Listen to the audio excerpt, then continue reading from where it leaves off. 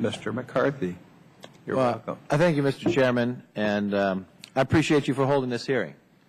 I have a long-standing concern about the viability of the California high-speed rail project. I know you've got a group of member here from California and some with different opinions. The thing I want this committee to look at is what went before the voters of California. Because what went before the voters of California for the high-speed rail is totally different than what's before the voters today. It is our responsibility and our stewardship to make the decisions of where our tax dollars go. Because this isn't a one-time investment. If you look at the project, more than doubling to $100 billion. If you analyze that people are going to take this rail and you read the project, that more than twice as many people who ride all of Amtrak is projected to ride in this by that study, and that study also says $11 billion will come with private money, you have to look at yourself and also say, does that measure or is that even true?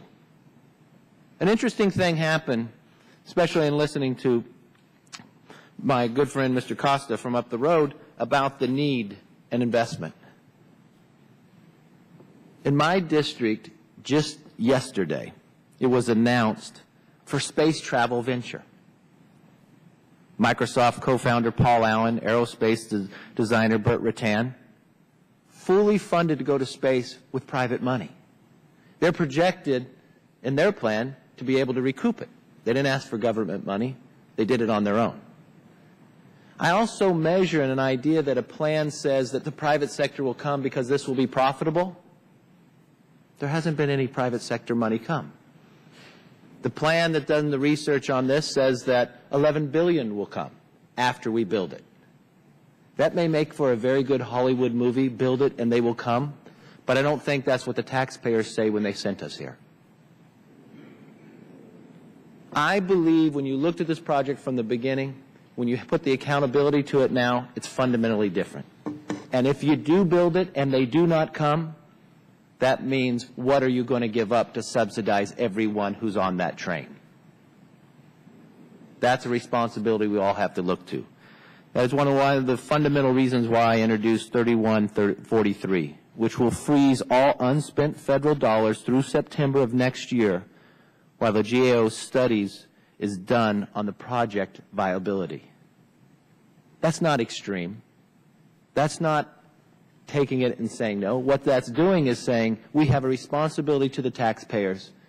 There's not one person on this committee that can say that plan that started out is exactly the same.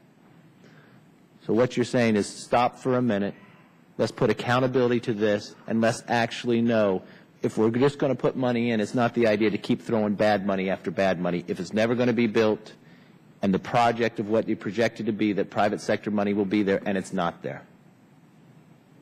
We should hold the standards to this like any other project you do. If they said there would be private money in and it's not, they shouldn't be rewarded. If they said twice as many riders of all of Amtrak is going to ride this, just in our valley, what they predict to ride the millions of people, if you look at actual numbers, only 700-some thousand people take a train or a plane right now. The population does not mix and match the numbers of what they say. That is our job every day as a member of Congress. That is our job every day to follow back through. High-speed rail is a great idea. But what are you going to give up for everybody that rides it? In a world where we live with a $15 trillion deficit and a state in which I come from that has a deficit each and every year,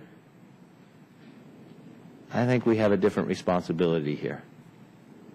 That's why I introduced the bill I did. Let's stop, let's get the actual accountability to it, and let's make a decision that's viable. If you ask the California voter today, they want to vote on this again. And if they want to vote on it again because they want to change the vote that took place before. Because they do have a right to do that because the whole plan changed from what was before them. So I appreciate having the hearing. It's the right thing to do to look into this, and it's right to ask the questions, and I yield back.